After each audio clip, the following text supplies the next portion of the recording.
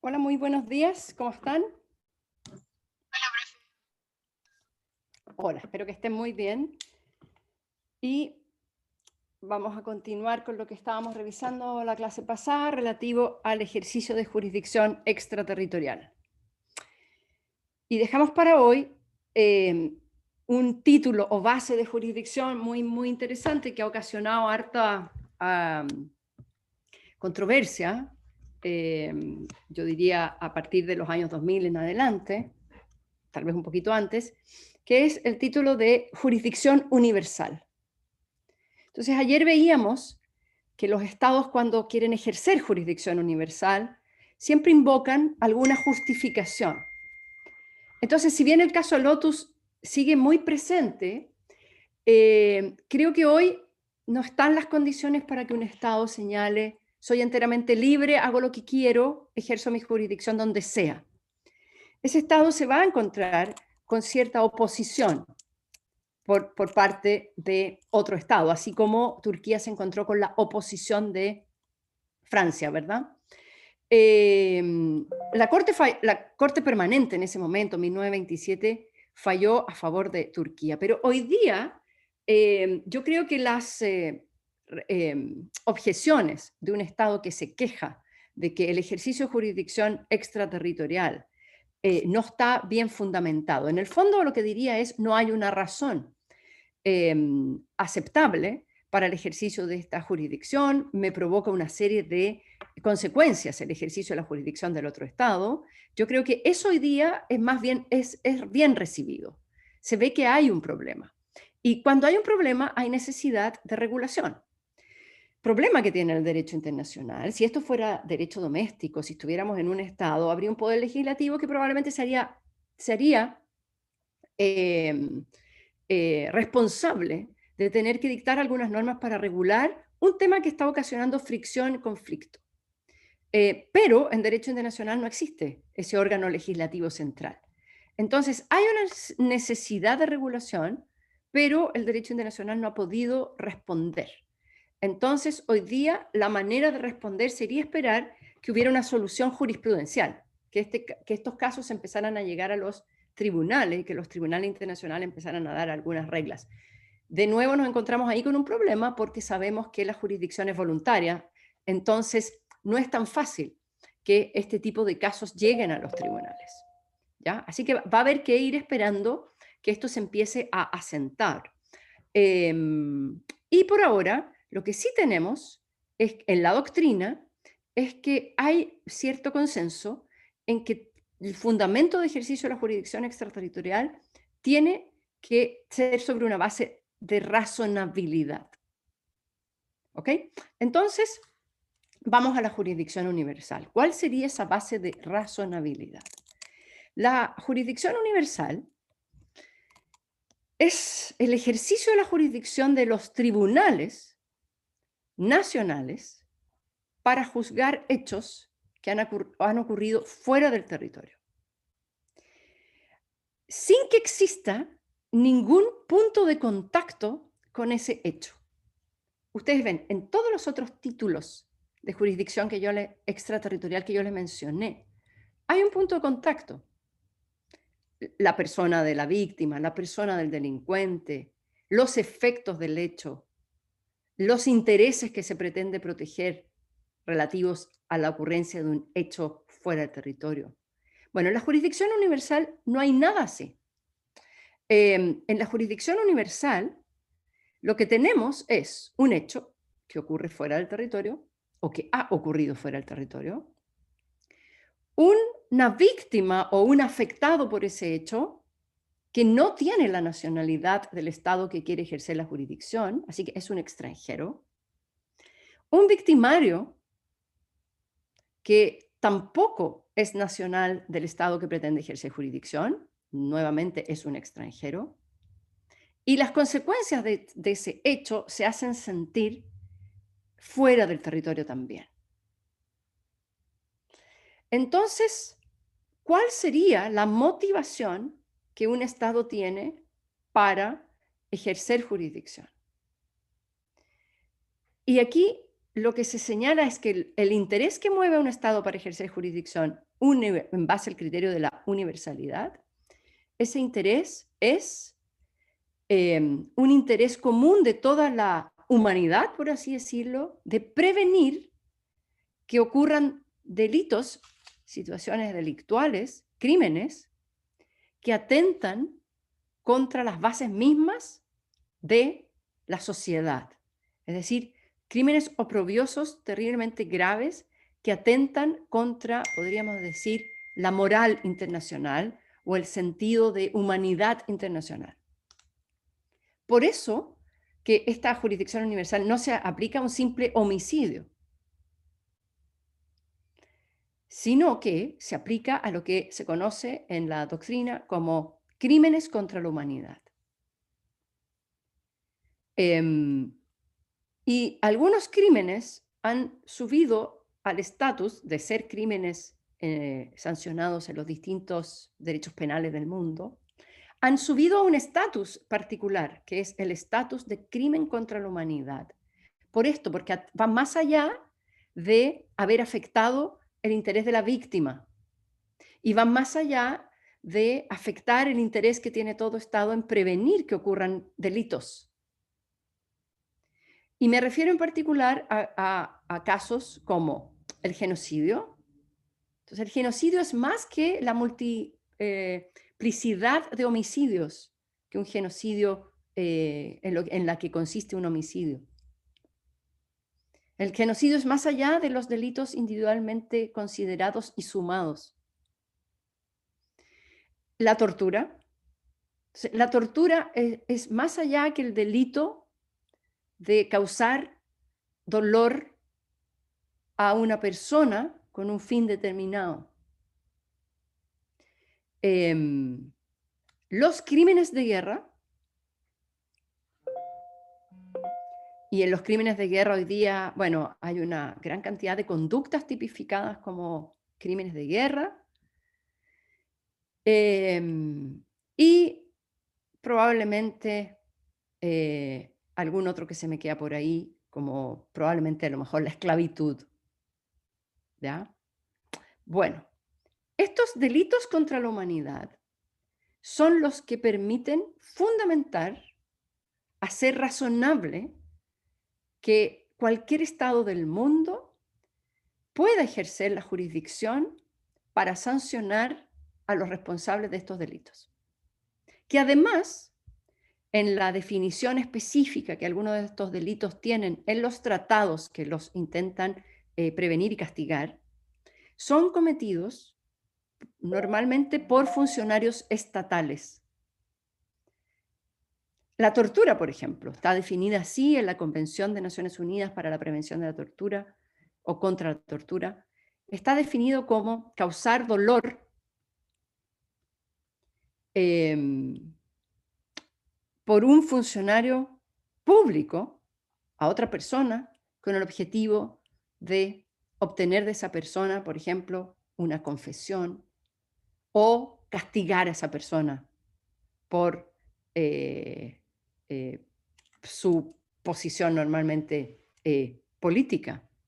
¿Ya? Entonces, es un funcionario público. El genocidio, también sabemos que como genocidio es un crimen, el crimen de los crímenes, de hecho, que está auspiciado normalmente por un Estado o por un grupo que tiene poder, que quiere ejercer ese poder contra otro grupo y aniquilarlo. Tengo una pregunta. Jorge. Sí, buenos días, profesora. Hola, muy buenos días. Tengo una duda respecto a lo que dijo recién, respecto sobre los funcionarios públicos en la tipificación de la tortura. Esto significa que bajo esa convención los actos de privados no son considerados tortura y por ende no son punibles por todos los demás estados que consideren que sea un hecho ilícito. Claro, la tortura cometida por un privado, un delincuente puede torturar a su víctima, ¿verdad? Y esa tortura va a estar probablemente sancionada en el derecho penal de ese Estado, ya sea que, y se le puede llamar tortura, el delito de tortura cometido por una persona contra otra. O puede tener otra tipificación, otro nombre. Podrá ser el delito de atentado contra la integridad física de las personas, lesiones, etc. La tortura para el derecho internacional es la tortura cometida por un funcionario estatal o por alguien que tiene poder, que ejerce poder similar a la autoridad pública en un determinado territorio. Por lo menos en la Convención contra la Tortura, que es la Convención de Naciones Unidas, está tipificada como un acto de funcionario público. O sea, el sujeto activo tiene que ser un funcionario público. Así que lo que se castiga como crimen internacional es la tortura avalada por el Estado o como acto del Estado. Y esa es la que justifica el ejercicio de jurisdicción universal. Así que los crímenes que se cometen dentro de un país, como el crimen de tortura, no tienen la entidad suficiente para ser considerados crímenes contra la humanidad. Esos son simples crímenes y delitos cometidos dentro de un país y ese país tiene la obligación de sancionarlos y perseguirlos. Pero para que otro país pueda enarbolar como criterio, como fundamento, para ser él el que va a juzgar el delito, tiene que ser un crimen internacional. Y esos crímenes están definidos de alguna manera en el derecho consuetudinario o en estos tratados. Bien, contesté tu pregunta. No, y no sé si pronuncié bien tu nombre. Yo dije, ¿Yohei? Sí, sí, sí, está bien pronunciado. Y sí Está bien respondió a mi pronunciado. pregunta, gracias, profesora. Bien, gracias. Bien, pues, entonces, el fundamento para la jurisdicción universal, entonces, está en el carácter del delito. La entidad del delito es la que justifica, entonces, que sin base alguna sin punto alguno de contacto material con el hecho o con la persona del responsable o con la víctima, cualquier Estado puede invocar este título de jurisdicción universal. ¿Qué origen tiene esto? La verdad es que el origen es anterior a la noción de crimen contra la humanidad como tortura, genocidio y crímenes de guerra.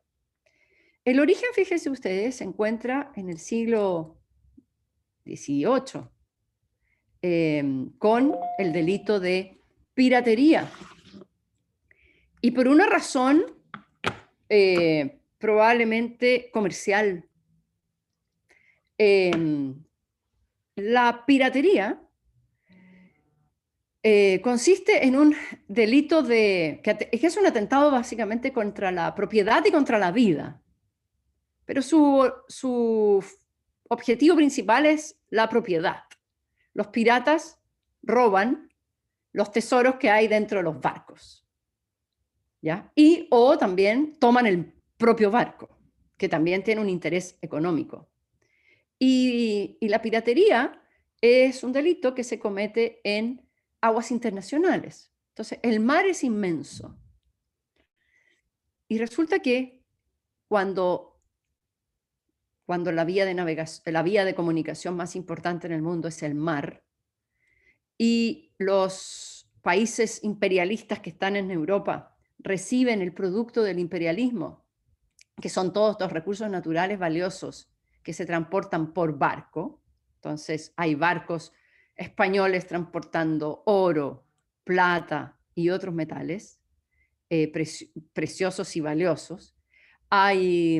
O simplemente recursos naturales como especias, trigo, caballos, etc.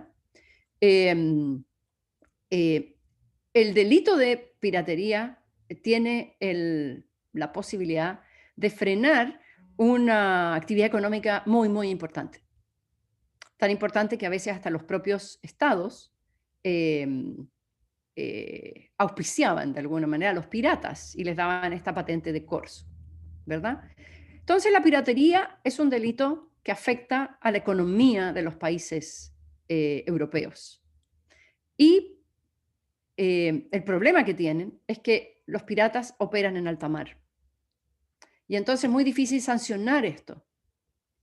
Y ahí se crea esta idea de que para prevenir y castigar el delito de piratería, para evitar que los piratas diezmen los mares, entonces se crea esta idea de que cualquier estado donde un barco pirata llegue a cualquier puerto, aunque la piratería, el delito mismo, sea cometido en alta mar, y respecto de cualquier barco víctima de cualquier nacionalidad, se crea esta idea de que entonces hay una justificación para que cualquier Estado pueda ejercer su jurisdicción.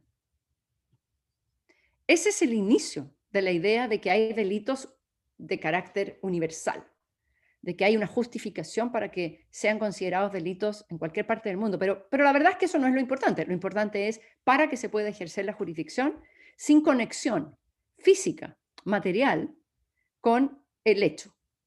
O sea, esto ocurrió en la mitad del Atlántico. Bueno, no importa, ahora este barco pirata, que todos sabemos que es pirata, fíjense ustedes que pasa por el Cabo de Horno y llega a Valparaíso. ¿Chile podría juzgarlo? Sí. Esa es la respuesta que se da con la piratería. Incluso la piratería está regulada en la Convención del Derecho del Mar, la Convención de Naciones Unidas sobre el Derecho del Mar. Entonces voy a ver si puedo compartir pantalla.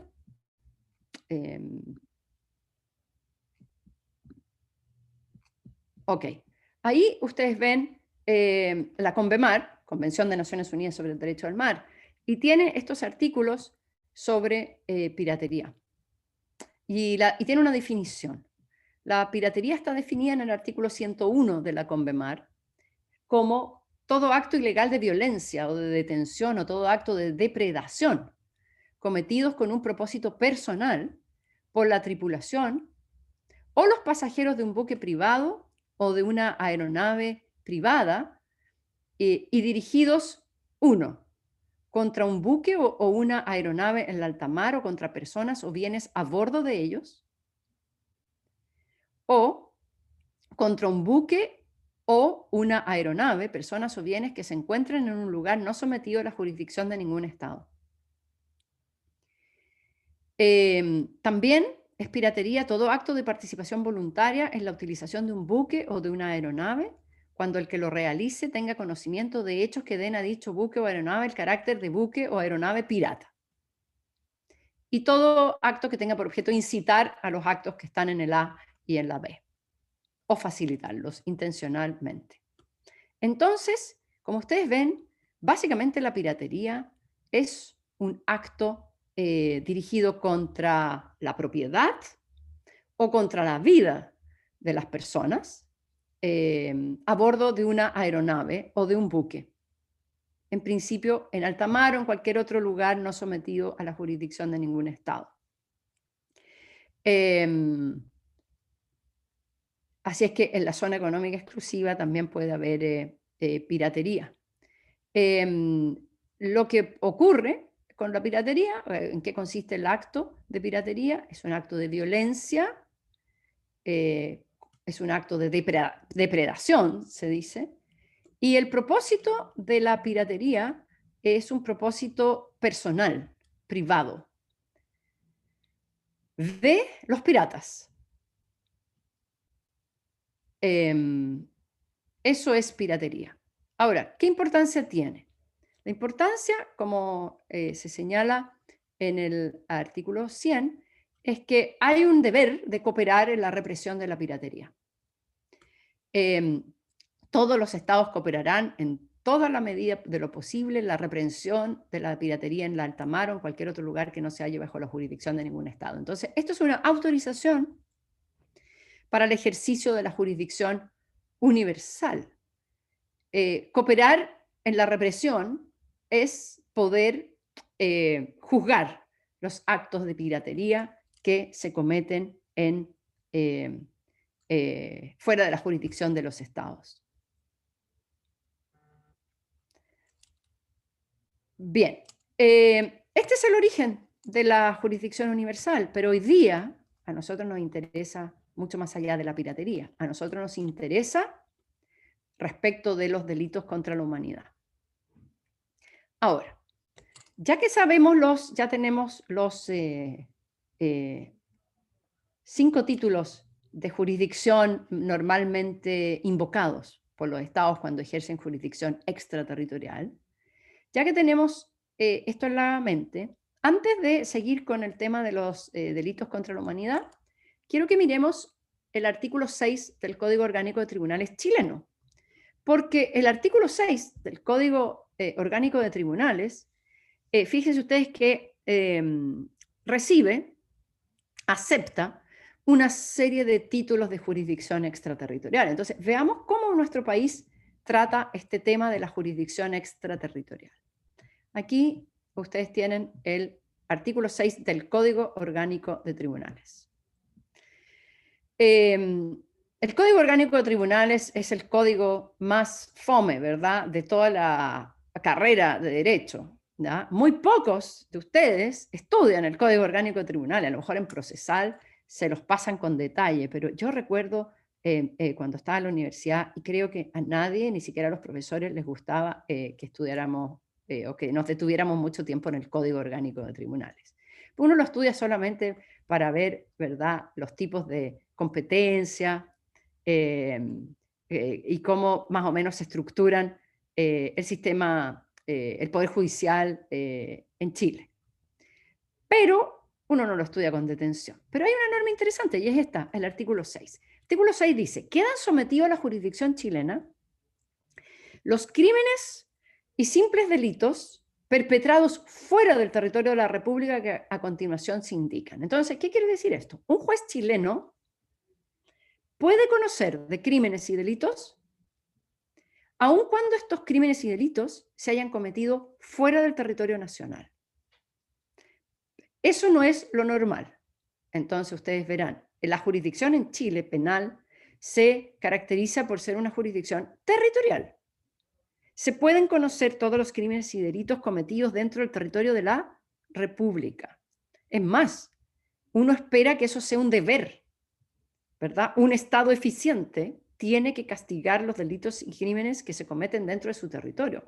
Un Estado que no es capaz de juzgar los crímenes y delitos que se cometen dentro de su territorio es un Estado que no está funcionando, ¿no? O sea, uno, como ciudadano, espera que el Leviatán funcione, ¿verdad? Uno vive en una comunidad que puede afectar su libertad y uno no puede hacer todo lo que quiera, pero la contrapartida de eso es que por lo menos ese Estado me va a poder brindar seguridad. Y seguridad quiere decir que va a poder juzgar y castigar los delitos que se cometen dentro del territorio de la República. Pero yo no le exijo al Estado que ejerza jurisdicción fuera del territorio de la República. Sin embargo, aquí tenemos un artículo que en forma excepcional está señalando que los jueces chilenos tienen jurisdicción para algunos hechos que ocurren fuera. ¿Cuáles? Bueno, en primer lugar, los jueces chilenos tienen jurisdicción para conocer de los crímenes y simples delitos cometidos por un agente diplomático o consular de la República en el ejercicio de sus funciones fuera del territorio de la República. ¿Por qué existe esta norma? Esta norma existe porque el personal diplomático y los funcionarios consulares del Estado de Chile, cuando están ejerciendo sus funciones fuera de Chile, representando al Estado de Chile, gozan de un beneficio que se conoce como inmunidad de jurisdicción. Los funcionarios diplomáticos y consulares, entonces, no pueden ser juzgados en el extranjero. Eso no quiere decir que sean impunes, que puedan hacer lo que quieran. Si cometen un delito fuera, alguien tiene que hacerse responsable de juzgar ese delito. Entonces, en el derecho internacional diplomático, al Estado que le corresponde ejercer esa investigación y eventual sanción es al Estado al cual pertenece el funcionario diplomático o consular. Entonces, por eso es necesario que los jueces chilenos puedan conocer de los posibles delitos que cometan un agente diplomático o consular de la República fuera de Chile. Ya, ese es el número 1. Entonces, hay un título bastante razonable, ven ustedes, no solo razonable, exigido. Esta es la contrapartida de la inmunidad diplomática de la que gozan los diplomáticos y cónsules fuera de Chile y personal consular. 2. El segundo delito que puede ser conocido por la jurisdicción chilena aplica el principio de la protección. sancionado en Chile la malversación de caudales públicos, fraudes, exacciones ilegales, infidelidad en la custodia de documentos, violación de secretos, el cohecho, cometidos por funcionarios públicos chilenos o por extranjeros al servicio de la República, y el cohecho a funcionarios públicos extranjeros cuando sea cometido por un chileno o por una persona que tenga residencia habitual en Chile.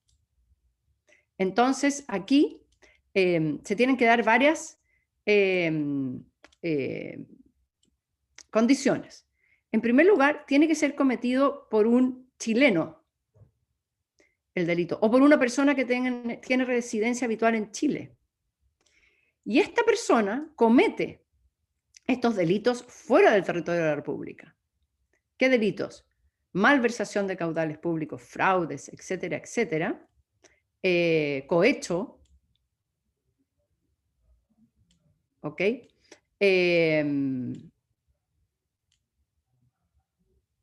Y esto da lo mismo que se cometa dentro o fuera de Chile. Hay un interés de Chile en evitar estos delitos. ¿Por qué? Porque lo que se está protegiendo es el interés del Estado de Chile, del fisco de Chile. Luego, en el número 3, tenemos otro fundamento para el ejercicio de la jurisdicción extraterritorial. Y nuevamente, aquí está el criterio o el fundamento de la protección. Los delitos que van contra la soberanía o contra la seguridad exterior del Estado, perpetrados ya sea por chilenos, naturales, ya por naturalizados, y los contemplados en el párrafo 14 del título 6 del libro 2 del Código Penal, cuando ellos pusieran en peligro la salud de habitantes de la República. O sea, como ustedes ven, son delitos que se están cometiendo desde fuera, pero que atentan contra la seguridad de Chile. Entonces, principio de protección. 4. Los cometidos por chilenos o extranjeros a bordo de un buque chileno en alta mar o a bordo de un buque chileno de guerra surto en aguas de otra potencia. Aquí es la jurisdicción por la nacionalidad de la embarcación, del buque, la bandera del buque. Si el buque es un buque que lleva bandera chilena, la responsabilidad de Chile es juzgar los delitos que se cometen dentro de ese buque. Entonces, Chile es el que tiene jurisdicción extraterritorial sobre ese buque. Fíjense ustedes que en la conciencia generalizada existe la idea de que los buques son territorio de Chile, o sea, que los buques con bandera chilena son territorio de Chile. De hecho, la otra vez yo estaba mirando unas preguntas de la PSU, hoy día PTU, y había una pregunta sobre este tema. Decía, los buques de bandera chilena en alta mar, ¿qué son? Y decía, ya había varias alternativas, y fíjense usted que la alternativa correcta era territorio de Chile. Y la verdad es que entonces yo dije, voy a mandar una carta a los que hacen la PTU, porque eso es equivocado. Los buques extranjeros, o sea, los buques chilenos en alta mar, y los buques chilenos en general, los que tienen bandera chilena, no son territorio de Chile.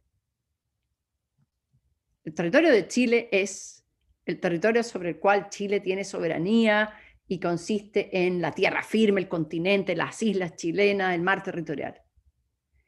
¿Qué pasa con los buques? No, los buques son buques. Son un artefacto que tiene la virtud de flotar en el agua. Ahora, ese artefacto, esa construcción, ese vehículo que se llama buque, tiene una bandera. Eso quiere decir que tiene una nacionalidad y que Chile entonces tiene la responsabilidad sobre ese buque y la responsabilidad de ejercer jurisdicción por los delitos que se cometen a bordo. Entonces es un tema de jurisdicción, no es un tema de territorio. Por lo tanto, incorrecto la respuesta que daba la PTU. ¿Cuántas personas habrán perdido la oportunidad de ser puntaje nacional por esa pregunta equivocada? Así es que voy a mandar mi carta para que no se vuelva a cometer ese error por el... ¿Quién hace la PTU? No sé. El Consejo Rectores, no sé. Bueno, 5. de nuevo, la figura de la protección. La falsificación del sello del Estado, de moneda nacional, de documentos de crédito del Estado, de las municipalidades o de establecimientos públicos cometida por chilenos o por extranjeros que fueran habidos en el territorio de la República.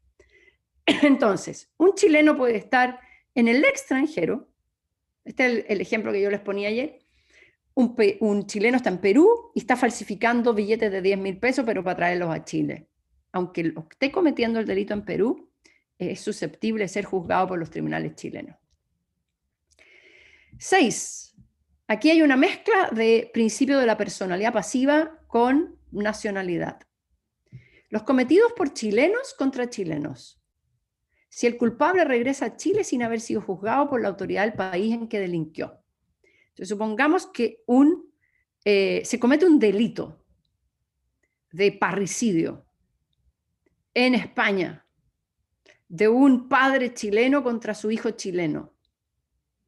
Y este chileno se fuga de España y entonces llega a Chile y aquí es capturado, lo puede juzgar el tribunal chileno porque efectivamente regresó a Chile sin haber sido juzgado por la autoridad del país en que delinquió y era un delito de chileno contra chileno. 7. La piratería. Pero fíjense ustedes que no está definida por nuestro artículo 6. Así es que aquí tendríamos que aplicar la definición internacional de piratería. Además, podríamos también juzgar la piratería en base al 8, porque dice los comprendidos en los tratados celebrados con otras potencias. O sea, delitos que están comprendidos en tratados internacionales. La piratería es uno porque está en la Convemar, pero aquí también caben todos los delitos que están comprendidos en los tratados que intentan prevenir y sancionar delitos contra la humanidad. O sea, la Convención de Naciones Unidas contra la Tortura, la Convención Interamericana contra la Tortura, la Convención contra el Genocidio, etc. Luego, ahí hay una ley que no sé cuál es, aquí tenemos otros delitos, estos se han integrado después a este código, a este artículo 6. Los sancionados en los artículos tanto y tanto del Código Penal cuando pusieran en peligro o lesionaran la indemnidad o la libertad sexual de algún chileno o fueren cometidos por un chileno o por una persona que tuviera residencia habitual en Chile. Y el contemplado en el artículo tanto cuando se refiere a material pornográfico, objeto de la conducta y que hubiera sido elaborado utilizando chilenos menores de 18 años. Entonces aquí hay un criterio de personalidad pasiva y también una mezcla con nacionalidad. Delitos entonces referidos a estos delitos. ¿Se me ocurre? ¿Sí? La ley 6026 es la ley de seguridad del Estado. Wow, ya. Entonces, esa es principio de protección. ¿Ok? Bien. ¿Y qué son los artículos 366 quinquies y 367 y 367 bis? Se me ocurre que es pornografía infantil o algo así. Y a lo mejor trata de personas, no sé. Si alguien tiene ahí el Código Penal, para que los miren. Yo voy a seguir más abajo, entonces si alguien los busca por mientras. Luego, tenemos el principio de efectos. ¿Se acuerdan que hablábamos de la protección de la libre competencia? Bueno, aquí en el 11 están sancionados esos delitos, aunque se cometan en el extranjero, cuando afectan los mercados chilenos. Y por último, tenemos ciertos delitos transnacionales que están señalados en el 12. Los delitos cometidos por chilenos que se encuentren comprendidos, entonces requiere la personalidad, perdón, requiere el principio de la nacionalidad, comprendido en los artículos 34 y 35 de la ley que implementa la Convención sobre la prohibición, desarrollo, producción y almacenamiento, empleo de armas químicas y también las armas de destrucción masivas como las armas biológicas y las armas químicas, ¿ya? Entonces, esos, si son cometidos por un chileno, aunque estén en el extranjero, pueden ser sancionados en Chile. Bien. Profesora, ¿Sí? ya, los delitos del Código Penal son ¿Ya? contra la indemnidad sexual. ¿Y Cualquiera. qué será la indemnidad sexual? La libertad Es sexual, la supongo que la prostitución forzada, sí. claro. Estupro, violación, abuso Perf- sexual, hay varios. Perfecto, o sea, Hay todos varios los delitos, claro, todos los delitos contra la libertad sexual o indemnidad sexual, así que incluiría violación, prostitución forzada, se me ocurre, abuso sexual en general, y pornografía infantil, que está aquí, toda esa, entonces pueden ser sancionados en Chile, aunque ocurran en el extranjero.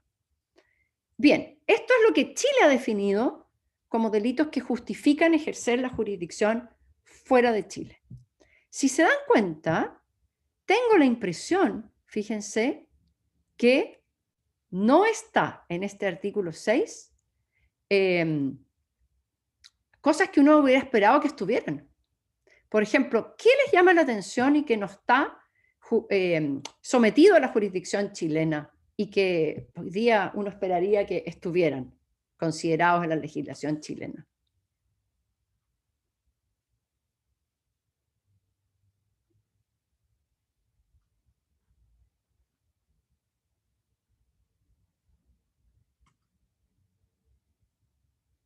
¿Nadie? Voy a dejar de compartir. O sea, yo diría los delitos de lesa humanidad, pero es que están contemplados. A mí lo que me llama la atención es que en todos los delitos como de seguridad, como el terrorismo y todo eso, como que tienen que ser cometidos por nacionales o por habitantes de la República. Entonces, eso es como raro. Claro. Bueno, ahí hay una primera observación muy interesante. El terrorismo, uno esperaría que estuviera contemplado la sanción del terrorismo, aun cuando el delito se ha cometido fuera. Ya sea el terrorismo propiamente tal o incluso el financiamiento del terrorismo. ¿Por qué? Porque hay resoluciones del Consejo de Seguridad que exigen que todos los países cooperen en esto. ¿Verdad? Entonces, pareciera ser que no está en el artículo 6. Voy a poner de nuevo, voy a compartir la pantalla de nuevo para que miremos. ¿Sí? Pero entonces el terrorismo no estaría incluido en los tratados internacionales. Lo que pasa es que los tratados internacionales normalmente, bueno, primero las resoluciones del Consejo de Seguridad no son tratados internacionales, entonces no entrarían exactamente ahí, ¿ya? Y luego los tratados internacionales habrá que ver si permiten o exigen la jurisdicción extraterritorial. Normalmente el tratado para cooperar, para prevenir el terrorismo, normalmente lo que dice es los estados cooperarán en prevenir que se formen grupos terroristas o cooperar con esos grupos terroristas en su territorio. Entonces tendría que haber en esos tratados una norma que te faculte al ejercicio de la jurisdicción universal. Es decir, poder juzgar terrorismo sea donde sea que se cometió. Así que ahí hay una cosa interesante de la ambigüedad que tiene esta cosa de, ¿dónde está? Los comprendidos en los tratados celebrados con otras potencias. Esa norma del número 8 está muy mal redactada. ¿Qué significa los comprendidos en los tratados celebrados con otras potencias?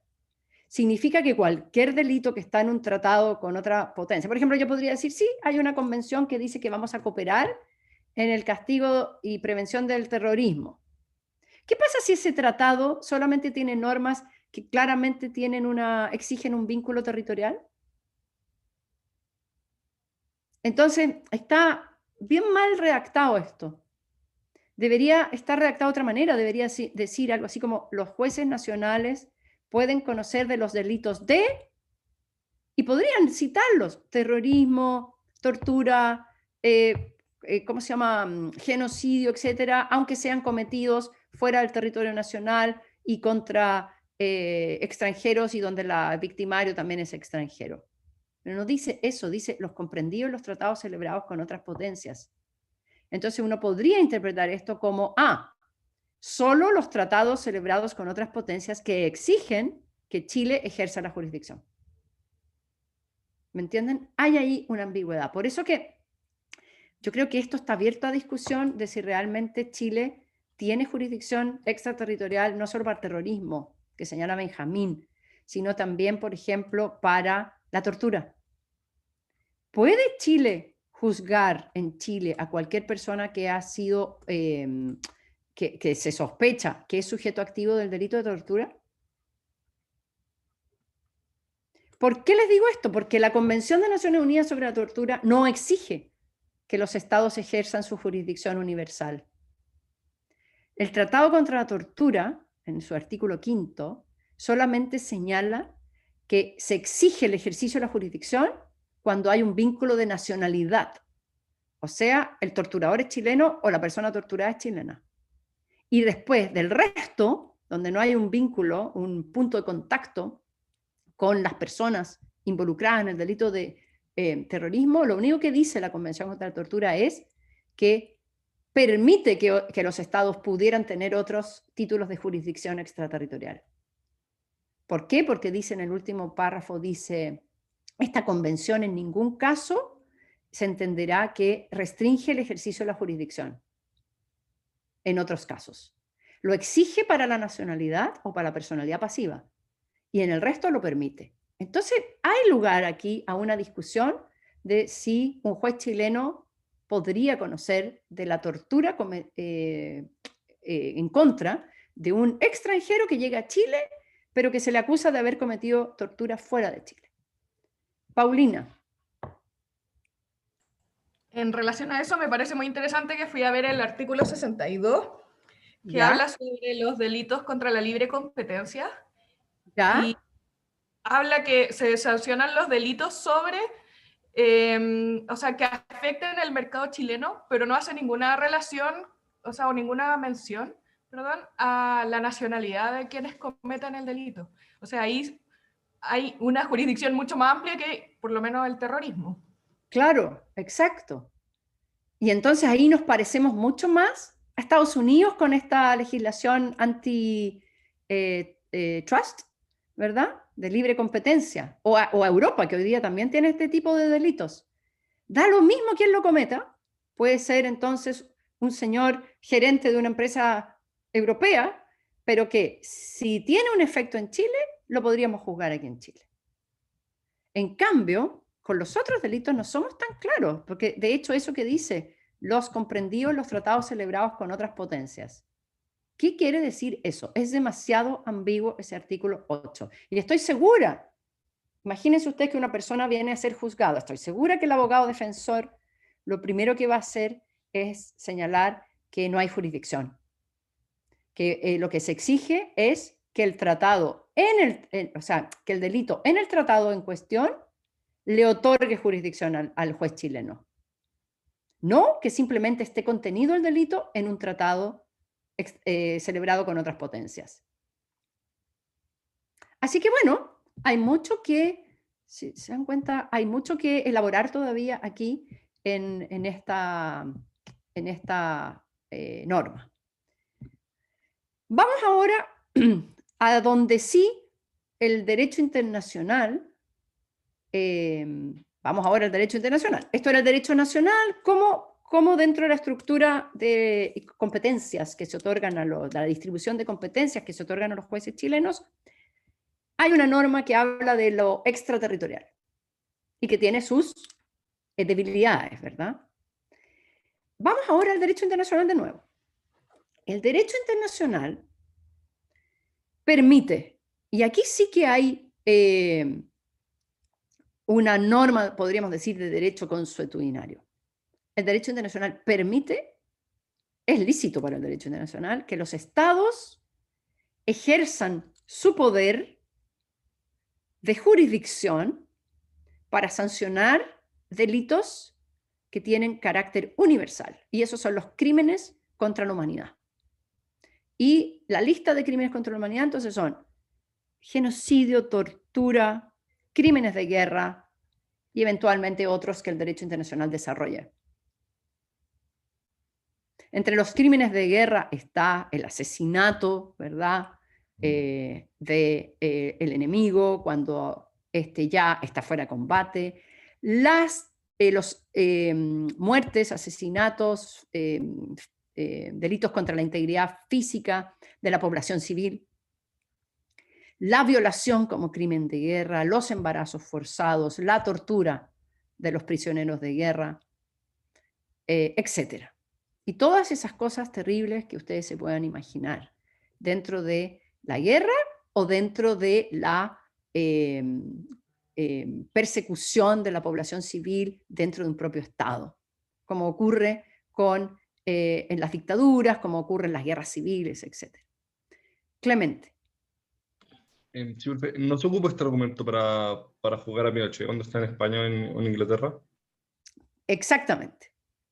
Así que voy para allá. Voy para allá. Bien, entonces, el derecho internacional dice, mire, yo acepto que los estados ejerzan su jurisdicción penal en contra de personas que se sospecha que han cometido estos crímenes oprobiosos contra la humanidad. ¿Eso qué quiere decir? No se requiere un punto de contacto material. Eso le pasó a Pinochet. Entonces Clemente me ha dado ahí un pie forzado para que yo vaya al caso Pinochet. Caso Pinochet es un ejemplo. Pinochet es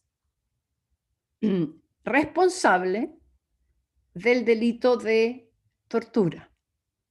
También del delito de homicidio, de asesinatos.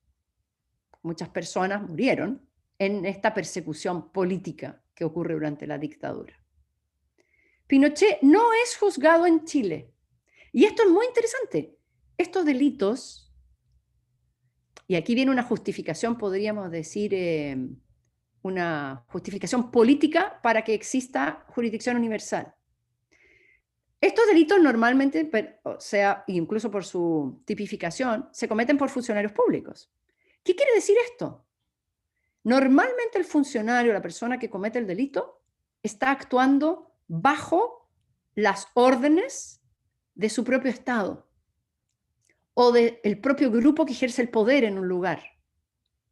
Y por eso, lo más probable es que no sea castigado por la legislación del territorio donde se comete el delito, porque va a ser un delito auspiciado por el propio Estado, como es, por ejemplo, todos estos delitos que ocurren bajo dictaduras, o cuando ocurren en una guerra civil, porque va a ser el grupo armado al cual pertenece esta persona y va a tener la aprobación de ese grupo. Entonces, la jurisdicción universal surge como una necesidad, igual que la piratería de alguna manera. El pirata está en aguas internacionales y anda recorriendo el mundo, es muy difícil capturarlo. En el caso de la tortura, ese torturador tiene todo el apoyo de su Estado. Entonces probablemente no va a ser castigado. La idea de la jurisdicción universal entonces es que no encuentre refugio fuera de su Estado, que haya una posibilidad de persecución penal por todos los países del mundo, de tal manera que no haya lo que se llama un safe haven para los torturadores. Bien, ese es el objetivo. Y entonces veamos qué le ocurrió a Pinochet. Efectivamente, Pinochet obtuvo una garantía de no ser juzgado en Chile. En primer lugar, esa garantía, esa norma, se estableció para todos los victimarios que cometieron delitos en un determinado plazo, en un determinado periodo, porque se dictó una ley de amnistía, que ya hablamos de la ley de amnistía, ¿se acuerdan? Que esa ley amnistió todos los delitos cometidos entre el 11 de septiembre del 73 y el 10 de marzo del 78. Ya, así que todo los delitos que ocurrieron ahí, en Chile, amnistía. Luego, también, posteriormente, hubo, y esto es lo que se llama de la transición pactada, ¿verdad? Que hay libros sobre esto, hubo un acuerdo que no conocemos exactamente los términos, ni sabemos si está escrito, ¿no? Pero sí hubo un acuerdo en que una vez que se logra la recuperación de la democracia, esta nueva democracia no sanciona, no persigue las responsabilidades penales de los, del gran responsable de todo lo que ocurrió aquí, que es Pinochet. No persigue la responsabilidad de los, podríamos decir, de los grandes, de los altos mandos, ni de los políticos que estuvieron vinculados a estos crímenes contra la humanidad. Si ustedes ven, solo algunas personas se ha logrado juzgar y sancionar y que están en la cárcel, ¿ya? Que si yo, Manuel Contreras, estuvo en la cárcel, y distintos jerarcas, ¿okay? que eran muy notorios y que están en la cárcel. Pero no todos los que deberían haber sido sancionados están en la cárcel. ¿Qué pasó? Que no hubo persecución. Bueno, General Pinochet, después de que sigue siendo el comandante en jefe de las Fuerzas Armadas, después de la recuperación de la democracia, y luego pasa a ser senador vitalicio en el Congreso, ¿verdad? Entonces es bien interesante, y no sé si, no es bueno, no es la palabra interesante, pero es bien, podríamos decir, patológico lo que ocurre en nuestra sociedad, ¿ya? En que al gran responsable de delitos contra la humanidad, después lo tenemos sentado en el Senado de la República. Yo no sé si eso entra en la mentalidad, o sea, si eso pasara en otro país, ¿qué diríamos nosotros? ¿Verdad? Sería motivo de escándalo. Pero así fue aquí. Y en algún minuto, año 98, Pinochet, o 97 por ahí, Pinochet, fíjense ustedes, viaja a Londres a hacerse una operación de columna en un hospital en Londres. Y ya en ese momento existen juicios abiertos en España contra él por delito de torturas y homicidio. Y hay un juez que está investigando esto, que es el juez Baltasar Garzón. Los asesores de Pinochet aquí no fueron cuidadosos, porque le dijeron, viaje nomás, no hay ningún problema. ¿Qué ocurre? Entre el Reino Unido y España existe un tratado europeo sobre extradiciones que facilita mucho la extradición, es decir, solicitar la persona de un delincuente para ser juzgado en un país europeo. Ese es un tratado que rige entre países europeos. Y juez Baltasar Garzón pide una orden de captura, emite una orden de captura contra Pinochet, que está en Londres, bajo ese tratado de extradición, que simplifica el procedimiento de extradiciones, señalando, mire, yo estoy juzgando aquí un delito, delitos de tortura, contra el señor Augusto Pinochet. Y Augusto Pinochet no tengo el control físico de él, porque no está en España, está en Chile, estaba. Pero ahora fíjense ustedes que, como el teniente de Mons, digamos, Pinochet solo llega a Londres, voluntariamente. Y voluntariamente entonces ahora está bajo el control de un país que es parte del Tratado de Extradición Europeo. Le pido, Inglaterra, que detenga al señor Pinochet, que lo arreste y lo envíe a España. Entonces, deberían haber leído el caso Lotus, los asesores de Pinochet, ¿ven ustedes? Pero parece que nadie conocía el caso Lotus, en que el pobre teniente de Mons llegó solito a Estambul y lo tomaron preso, ¿verdad? Aquí Pinochet sale de Chile y lo toman preso. ¿Bajo qué título de jurisdicción? ¿Qué título invoca Inglaterra para decir, oye, voy a interferir con la libertad de movimiento de una persona, lo voy a arrestar? ¿Qué título de jurisdicción invoca España y dice, voy a interferir con la libertad de una persona y voy a pedir su arresto en el Reino Unido, voy a pedir que me lo manden? Jurisdicción universal. Aunque España invoca dos títulos, eso ya se los adelanté. Uno, por algunas víctimas de nacionalidad española que murieron y fueron torturados en Chile, invoca el título de personalidad pasiva, la nacionalidad de la víctima. Y pero el título más importante, porque es el que logra sobrevivir en la revisión judicial en el Reino Unido, es el título de jurisdicción universal. ¿Qué dice el UK, el Reino Unido? Los tribunales del Reino Unido dicen, a ver, principio de personalidad pasiva, no lo acepto. Yo soy un país contrario a que otros anden ejerciendo jurisdicción extraterritorial por personalidad pasiva. Pero título de jurisdicción universal, check. Es un título aceptado por el Reino Unido. Y por lo tanto, también le reconozco a España que tiene la prerrogativa de juzgar personas que estén perseguidas por delito de tortura cometido en el extranjero contra extranjeros y donde esta persona es un extranjero. Es decir, no requiero ningún vínculo material. Así es que, en materia de jurisdicción, no hay defensa para Pinochet en territorio extranjero. Por eso que resulta bien inentendible que el gobierno que había en ese momento en Chile, en que yo me acuerdo perfectamente, José Miguel Insulza era el ministro de Relaciones Exteriores. ¿Y qué es lo que aparece en el diario? En el diario El Mercurio. Yo, fíjense ustedes, ¿dónde estaba en ese momento? Yo estaba en España, de vacaciones.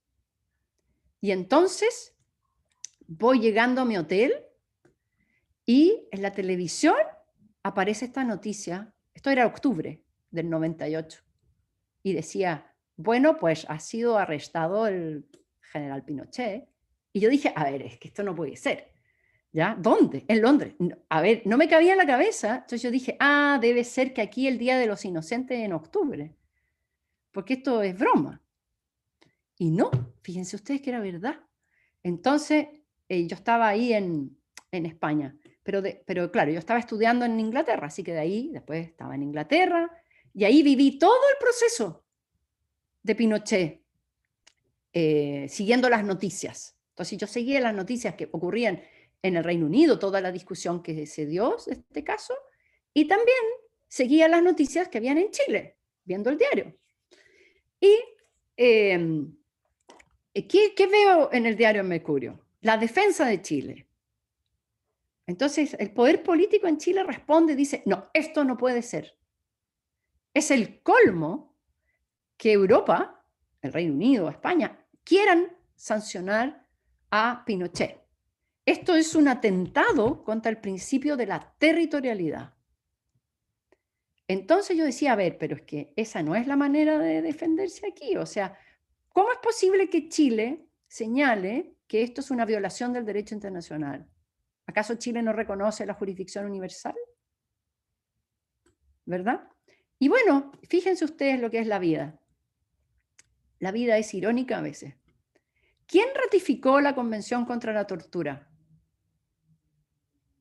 La Convención contra la Tortura en Chile se ratificó el año 88. ¿Quién fue? El general Pinochet.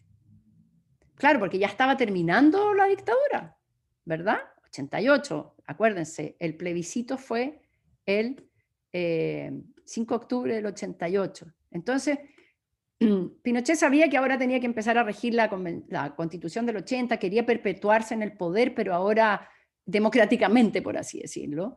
Y entonces ratifica una serie de tratados de derechos humanos para mostrarle al mundo, mire, yo soy un gobierno que ratifica tratados de derechos humanos. Ratificó la Convención contra la Tortura.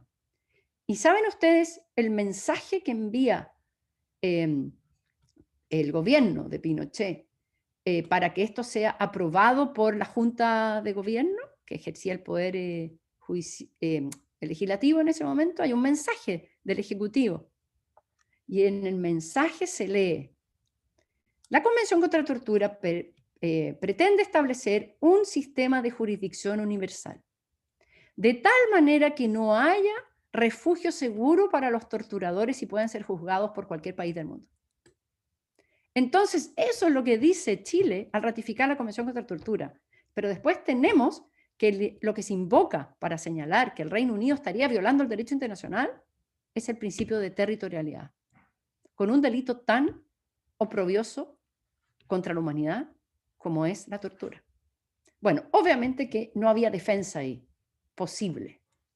Así que la defensa fue por otro lado, que vamos a empezar a mirar en la próxima clase, el tema de la inmunidad.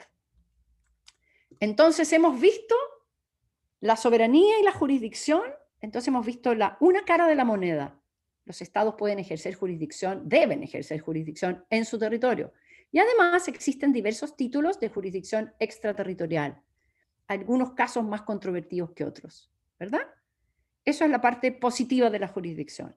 Ahora vamos a mirar la otra cara, a partir de la próxima clase, en que la jurisdicción del Estado a veces debe dejar de ejercerse. Hay casos en que el Estado, aún en su territorio, no puede ejercer jurisdicción. ¿Por qué? Y ahí viene el tema de la inmunidad. Hay una institución en el derecho internacional que se conoce como inmunidad de jurisdicción. ¿Ven ustedes? Es un bloqueo a la jurisdicción. ¿Qué casos? Y ahí los vamos a mirar. Básicamente el principio es, los tribunales de un Estado no pueden juzgar a otro Estado. ¿Ya? Y voy a subirle unos artículos sobre este tema y, ojo, voy a subirles el caso Pinochet. Una traducción del caso Pinochet. Igual ustedes pueden leerlo en inglés porque está en el sitio del Parlamento Europeo, está el caso Pinochet, ¿ya? Así es que les voy a poner el link también para los que lo quieren leer en inglés. Es difícil de leer porque es muy largo, ¿ya? Pero intenten, traten de mirar cómo va, qué es lo que dice esa sentencia de la House of Lords del Reino Unido del año 1999. Bien, entonces nos vemos el próximo viernes. Que estén muy, muy bien. Chao, profe, gracias. Chao, profe. Chao, Profesora, profe. gracias. Que tengan cuidado. Gracias. Chao, profe. Chao, chao.